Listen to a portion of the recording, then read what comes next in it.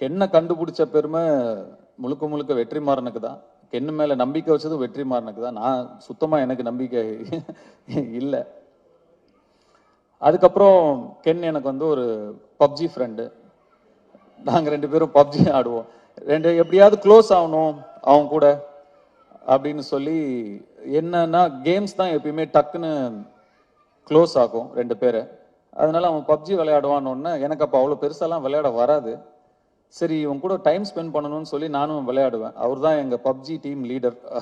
அது என்னது எம்ஓபியா, most valuable play. அது எப்பயுமே கென்னு தான். அப்படிதான் கென் எனக்கு நெருக்கமானாப்ல. அண்ட் கொஞ்சம் கொஞ்சமாக பழகி, அஃப்கோர்ஸ் அதுக்கப்புறம் உங்களுக்கு எல்லாம் தெரியும், அசுரன் வந்தது. Then his journey was different. Ken வந்து என்கிட்ட இந்த படம், இப்படி ஒரு படம் எடுக்க போகிறேன் சார் அப்படின்னு ஷூட்டிங் ஸ்பாட்டில் வந்து சொல்லும்போது எனக்கு ரொம்ப ஷாக்கிங்காக இருந்தது.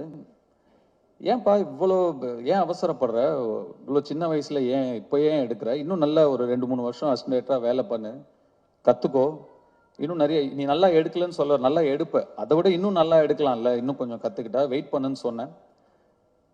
இல்லை சார் எடுத்துருவேன் அப்படின்னா. அவ்வளோ கான்ஃபிடென்ட்டாகவும் அவ்வளோ ஒரு ஆம்பிஷியஸாகவும் இருக்கிற ஒரு பையனை அதுக்கு மேலே எனக்கு டிஸ்கரேஜ் பண்ண மனசு வரல. சரிப்பா, ஆல் தி பெஸ்ட், குட் லக்னு சொல்லி நான் அனுப்பிட்டேன். உண்மைக்கும் நான் வந்து இந்த அளவுக்கு வந்து படத்தை எடுத்து இப்படி நிறுத்திடுவான் அப்படின்னு அன்னைக்கு நான் நிஜமாவே நம்பலை. ஆனால் Ken, you prove me wrong. எப்படி அசுரன் அப்போ இந்த பையன் வேணான்னு நான் சொன்னது தப்பாச்சோ, அதே மாதிரி இந்த படத்தை நீ எடுத்துருவானாங்கிற என்னுடைய சந்தேகமும் தப்பானதுல எனக்கு ரொம்ப ரொம்ப சந்தோஷம்.